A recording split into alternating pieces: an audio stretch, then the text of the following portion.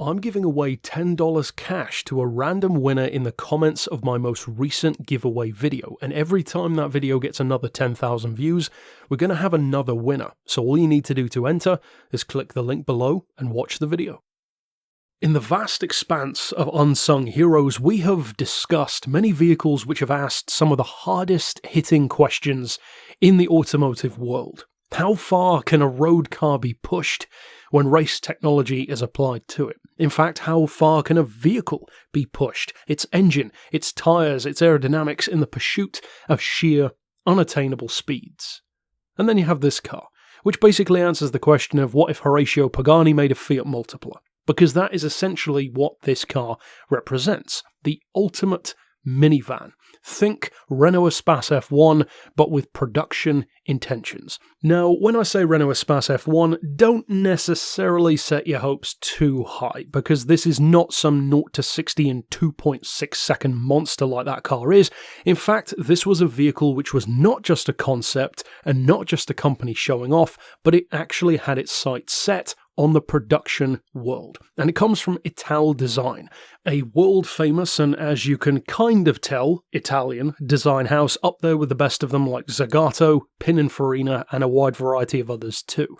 And this car was designed actually for the American market, the American luxury market in particular. And although having an ultra-luxury, high-performance minivan might sound like the worst idea you've ever heard, it's actually not necessarily a bad idea in concept. Although in concept and even production form, it has proven to be something that a wide variety of manufacturers have found difficult to make work. In fact, one of the only times that a production car has ever really tried to make it work was, of course, the R-Class from Mercedes, which was essentially designed to be just that, a high-tier minivan.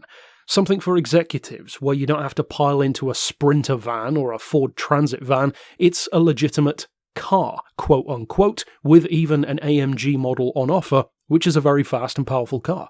But the R-Class is one of the least liked modern Mercedes models. They're not exactly worth a lot used, and the AMG happens to be one of the worst-selling AMGs of all time. However, this car came out way before that did, at least of course as a one-off concept. Now this car actually shares much more in common with a McLaren F1 than you might think.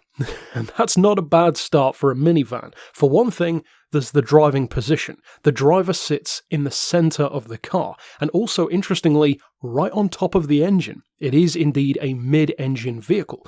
Interestingly though, that engine is mounted transversely, which means that it is sideways in the car instead of longitudinal in line with the vehicle.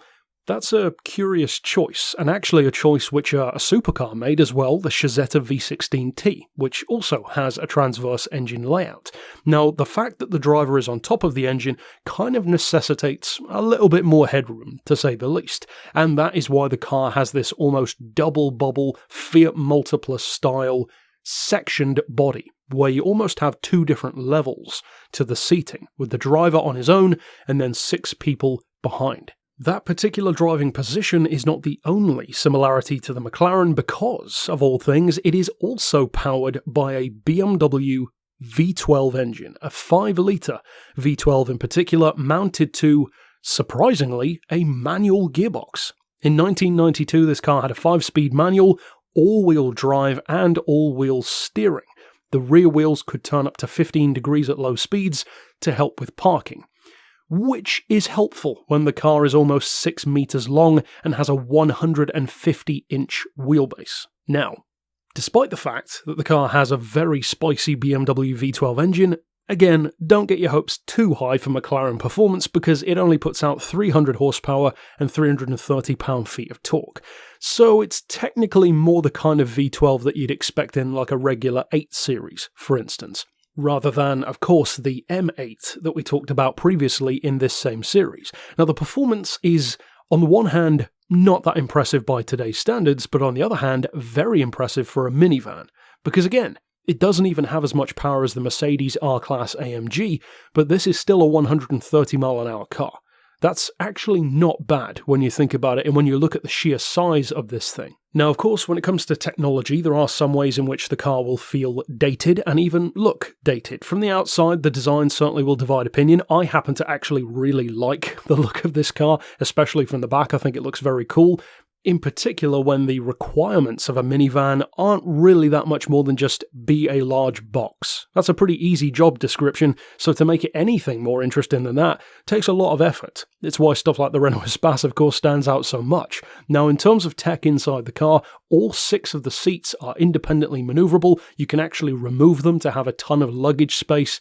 Why you would ever want to use this as a van, I don't know, but you could do that if you wanted to. And hold on to your butts, ladies and gents, because each one of those 6 seats has a VHS player with a built-in TV. Which, of course, sounds ridiculous now, but in 1992, that was a very big deal, in fact. Now, of course, some of this stuff is very easy to make fun of. In fact, some of you on the channel won't even know what a VHS is, if you're in your earlier teens, perhaps.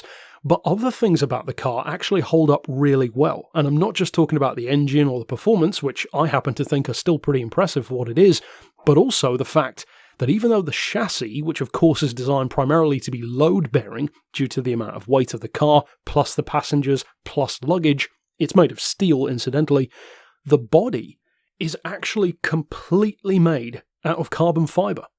So, again, another similarity to the McLaren and even to supercars in general. On the one hand, you have a car that is 6 meters long, has all-wheel steering, 7 seats, tons of luggage space, and it's 130 miles an hour. All of which sounds like a, well, high-performance minivan by today's standards. On the other hand, you have a car with a central driving position, a manual gearbox, a mid-engine all-wheel drive layout, and a BMW V12 engine with a carbon fibre body.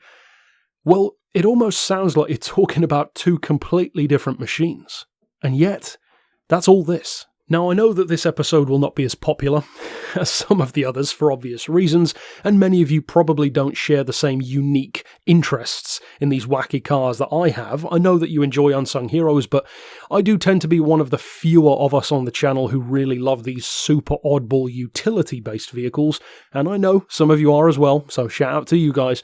But this one is actually a car that I'd totally forgotten about, and I want to give a special shout out to McDenzie on the Discord server because he reminded me of this car after years of forgetting about it. I first saw this in a car book when I was probably 14 or 15, and I forgot about it ever since. Because even though I had forgotten about this car for a long time, it is actually one of my favourite concept cars. In fact, this is probably my 3rd favourite concept car of all time, right behind the Spiker D8, and of course my favourite concept car, the Cadillac 16. So for me, I love this vehicle. I totally understand why it didn't get produced. It would have doubtless been very expensive to manufacture, and who knows if the market would have supported it, but I suspect not, and I don't think that's too bold of a claim to make. And even by today's standards, it probably still wouldn't do all that well. But I love the ingenuity of the design. I love how out there it is, how ambitious a concept this car is. I mean, to intend this for any kind of production was ballsy, to say the least, and this is the exact kind of car that I would love to buy today and actually extensively overhaul it to turn it into what it could have been back then by today's standards. Imagine this car with updated tech inside, Blu-ray instead of VHS, and maybe even, for instance, instead of that 300 horsepower BMW V12, imagine fitting this with something like 6-litre Mercedes AMG V12, a bi-turbo with 500 or 600 horsepower. You could make it into today's equivalent of a hyper minivan, and almost in some ways the spiritual successor to something like a Renault Espace F1, which so many of us love. Overall, though, I know that the majority of people who watch this video will just think, oh, it's a big, ugly, weird-looking minivan. But for those of us who are like me and love these super oddball ideas, then I think you'll probably enjoy this vehicle. But overall, if you are, and I'm sure this is going to be rare, but if you are enough of a fan of it to vote on it, then of course jump over to the Discord chat via the link below this video. Vote on the car if you love it, and of course we will tally the votes in future once again. But for now, as always, thanks for watching.